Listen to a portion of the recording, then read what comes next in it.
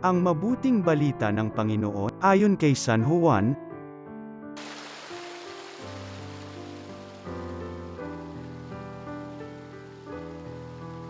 Noong panahong yun, sinabi ni Jesus sa kanyang mga alagad, "Marami pa akong sasabihin sa inyo, ngunit hindi pa ninyo kayang unawain ngayon.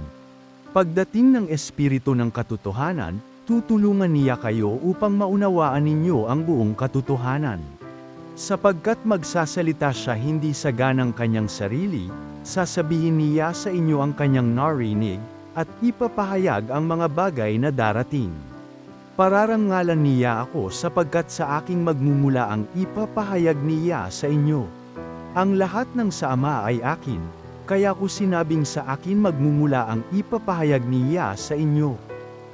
Ang mabuting balita ng Panginoon.